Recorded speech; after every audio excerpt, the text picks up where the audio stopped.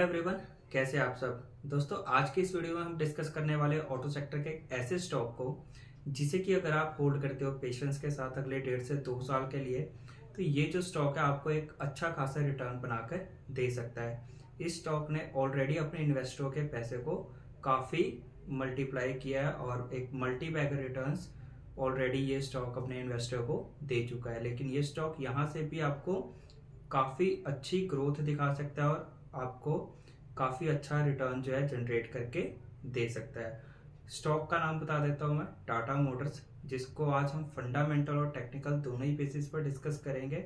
साथ ही साथ क्या इनके लेवल रहेंगे, स्टॉप लॉस कहाँ रखना है, कहाँ पे हमें इस स्टॉक के अंदर ऐड करना है और क्या इस स्टॉक के अंदर हमें टारगेट देखने को मिल सकते हैं। सारी चीज़ों को हम डिस्कस करने वाले आज के इस वीडियो में, तो वीडियो को पूरा जरूर देखिएगा। ये वीडियो आपके लिए काफ़ी इंफॉर्मेटिव होने वाली है। तो सबसे पहले चलते हैं स्क्रीन पर और सबसे पहले स्टॉक के फंडामेंटल चेक कर लेते हैं कि स्टॉक के फंडामेंटल किस तरह के हैं। तो अभी मैं आ चुका हूँ स्क्रीनर पर और टाटा मोटर्स का शेयर मैंने ओपन कर लिया है। अगर इस स्टॉक की बात करें ना, तो इसका जो मार्केट कैप है वो है 2,90,956 करोड़ का। करंट प्राइस 790 रुपये चल रहा है अभी। और इस स्टॉक ने जो है 1179 रुपये का हाई लगाया था और 718 रुपये इसका 52 वीक लो रहा है। अगर इसके स्टॉक पी की बात करें तो 8.69 का है, जो कि इंडस्ट्री पी से काफ़ी सस्ता आपको देखने को मिलेगा। इंडस्ट्री पी स्टॉक का 20.3 का है, वहीं स्टॉक का पी 8.69। अगर बात करें बुक वैल्यू की, तो बुक वैल्यू है 275 रुपये। कंपनी डिविडेंड दे रही है थोड़ा बहुत। फेस वैल्यू की बात करें तो फेस वैल्यू इस स्टॉक की 2 की है। कंपनी के ऊपर डेप्ट थोड़ा बहुत है। अगर डेप्ट टू इक्विटी की बात करें तो 1.05 का है, तो डेप्ट कंपनी के ऊपर बहुत ज़्यादा नहीं है। सेल्स ग्रोथ की बात करें तो 7.72% का सेल्स ग्रोथ रहा है कंपनी का। और वहीं ईपीएस की बात करें तो ईपीएस 99.3 रुपीज़ का रहा है स्टॉक का। ठीक है, तो इस स्टॉक के अगर हम पी और ईपीएस को कंपेयर करें ना, तो अगर आप देखेंगे ईपीएस इस स्टॉक का कंटिन्यूसली ग्रो कर रहा है और पी रेशियो जो है स्टॉक का अच्छा खासा आपको डाउन देखने को मिलेगा, जो कि स्टॉक के लिए काफ़ी पॉजिटिव चीज़ है।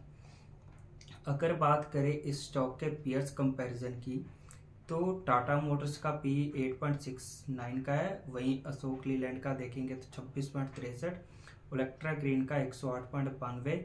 इवन मैं आपको बताऊँ तो पूरे पीयर्स कंपैरिजन में इसका जो स्टॉक पी है वो सबसे कम है, जो कि स्टॉक के लिए एक और पॉजिटिव चीज़ है। ठीक है, अगर सेल्स ग्रोथ की बात करें ईयर ऑन ईयर बेसिस पर, तो 2020 से देखेंगे हम, ज़्यादा पुराना नहीं देखेंगे, तो 2020 में इसकी सेल्स ग्रोथ थी 2,61,068 करोड़ की। ठीक है, तो वहाँ से इसकी सेल्स ग्रोथ बढ़ते बढ़ते 4,37,928 करोड़ में पहुँच चुकी है। और अगले साल भी इसका जो सेल्स ग्रोथ का आइडिया है वो अराउंड 4,40,61 करोड़ का है। तो सेल्स में कंटिन्यूसली ग्रोथ है इस कंपनी के।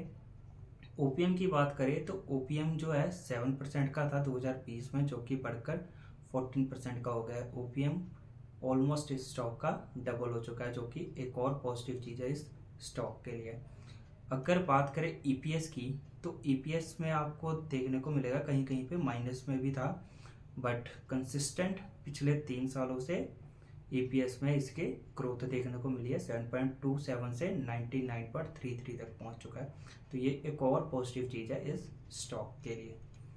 अगर हम बात करें ना इस स्टॉक में शेयर होल्डिंग पैटर्न्स की, तो प्रमोटर्स के पास शेयर है इसके 42.58% और एफआईएस के पास है 20.54% और डीआईएस के पास है 16.8%।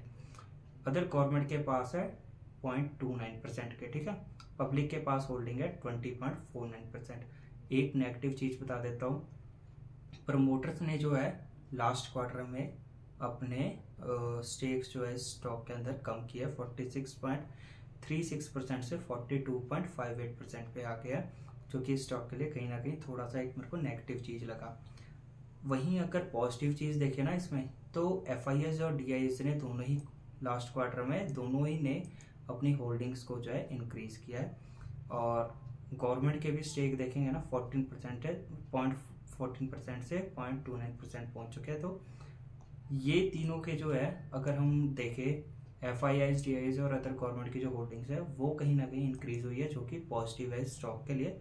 जो मेरे को नेगेटिव लगा वो थोड़ा सा ये लगा कि इसके प्रोमोटर्स की होल्डिंग कम हुई है। ठीक है, तो फंडामेंटली मैं बताऊँ ना तो फंडामेंटली ये स्टॉक बहुत ही स्ट्रॉन्ग है, अच्छे फंडामेंटल है, सेल्स में ग्रोथ है, OPM में ग्रोथ है, और कंपनी तो ग्रोथ करने वाली है ही। आपको पता ही है टाटा मोटर्स के बारे में।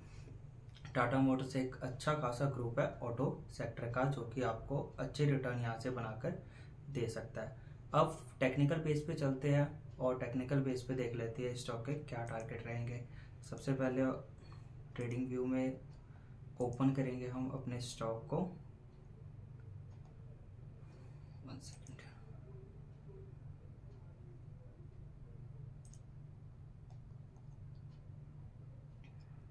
तो ये मैंने टाटा मोटर्स का जो वीकली चार्ट है उसे ओपन कर लिया है, और वीकली मैंने इसलिए ओपन किया है क्योंकि हम थोड़ा सा इसको लॉन्ग टर्म के लिए डिस्कस करेंगे, और लॉन्ग टर्म के लिए किसी भी स्टॉक को डिस्कस करते हैं तो उसका वीकली चार्ट हमारे लिए बहुत इंपॉर्टेंट हो जाता है।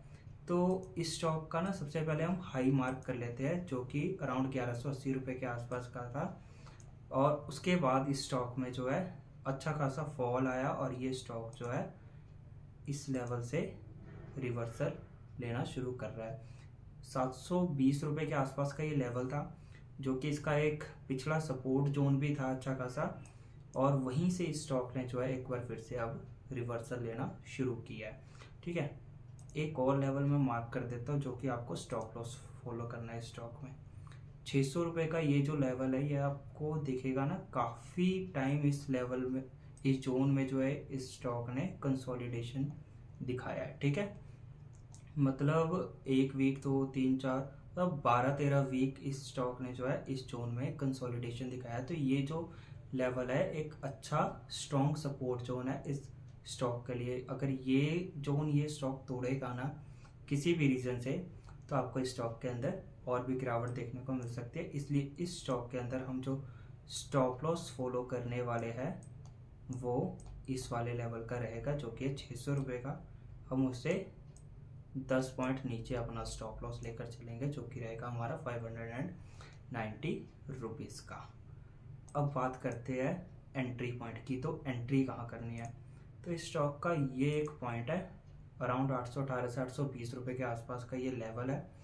ये स्टॉक जब इस लेवल के ऊपर निकलता है, यहाँ से ऊपर निकलता है, क्लोजिंग देता है 820 के ऊपर, तो हम इस स्टॉक के अंदर अपनी एंट्री बनाने की सोच सकते हैं। ठीक है, तो एंट्री 1 हम कब बनाएंगे अपनी 820 के अबव। अगर इसके ऊपर ये स्टॉक क्लोजिंग देता है तो हम इस स्टॉक के अंदर एंट्री कर सकते हैं। ये मैं इसलिए बोल रहा हूँ क्योंकि ये स्टॉक 818 820 के लेवल से यहाँ पर भी आ सकता है एक बार टेस्ट कर, इस लेवल को रीटेस्ट करने के बाद, रीटेस्ट करने के लिए, जो कि अराउंड 720 रुपये का होगा। तो या तो क्लोजिंग दे दे यहाँ पर, या तो इस लेवल पर मिलता है हमें स्टॉक 720 से 740 के आसपास। किसी रीज़न से ये स्टॉक आता है 720 से 740 रुपये के आसपास, अगर ये स्टॉक रीटेस्ट करने के लिए आता है तो हम एंट्री का प्लान कर सकते हैं। अदरवाइज 820 के ऊपर की क्लोजिंग हमारे लिए परफेक्ट एंट्री पॉइंट रहने वाली है। ठीक है, तो स्टॉप लॉस और एंट्री पॉइंट आपको स्टॉक के अंदर पता लग के, अब हम बात करेंगे स्टॉक के अंदर हमारे टारगेट क्या रह सकते हैं। तो ये स्टॉक जब 820 रुपये का लेवल निकालेगा ना, ये वाला जो लेवल है, इसको मैं डिलीट कर देता हूँ, ये वाला जो लेवल है इसको निकालेगा तो आपको फर्स्ट टारगेट जो है इस स्टॉक के अंदर अराउंड 880 रुपीज़ का देखने को मिलेगा, जो कि ये वाला लेवल रहने वाला है। इसके बाद इस स्टॉक के अंदर जो है आपको ये लेवल देखने को मिल सकते हैं, जो कि रहेंगे 950 रुपीज़ के। ठीक है, इसके बाद इस स्टॉक के अंदर आपको जो थर्ड टारगेट मिलेगा वो मिलेगा अराउंड 1050 रुपीज़ का, और जो इस स्टॉक के अंदर फोर्थ टारगेट रहेगा हमारा वो रहेगा इसका प्रीवियस हाई 1180 रुपीज़। लेकिन इसके लिए आपको पेशेंस रखना होगा, अगले 1 से 1.5 साल का वेट करना पड़ेगा, क्योंकि ये जो लेवल है ना स्टॉक के लिए, जो इसका रिसेंट हाई था 1180 रुपये, ये स्टॉक मैं आपको दिखाता हूँ। जहाँ तक मेरे को लगता है ऐसे गिरा था, यहाँ से एक बार मेरे को लगता है कि ये रीटेस्ट इस लेवल को ज़रूर कर सकता है और फिर ये स्टॉक आपको एक डब्ल्यू पैटर्न बनाता हुआ नज़र आ सकता है। इसीलिए मैं कह रहा हूँ या तो 820 के ऊपर क्लोजिंग हो जाए ताकि ये स्टॉक इस तरह से ऊपर जाए, अदरवाइज आपको ये स्टॉक इस लेवल पे मिलता है 720 से 740 पे दोबारा रिटेस्ट करता हुआ, तो वहाँ पर भी आप अपनी एंट्री बना सकते हैं। उसके बाद ये स्टॉक अपने 1180 रुपये का हाइक को ज़रूर टेस्ट करेगा। उसके बाद यहाँ से एक आपको फिर से 1050 तक के लेवल इस स्टॉक के अंदर देखने को मिल सकते हैं, जहाँ तक मेरे को लगता है। उसके बाद इस स्टॉक के अंदर एक ब्रेकआउट आएगा और आपको 1500 तक के लेवल जो है देखने को मिल सकते हैं इस स्टॉक के अंदर। लेकिन अभी हम 1500 रुपये की बात नहीं करने वाले हैं।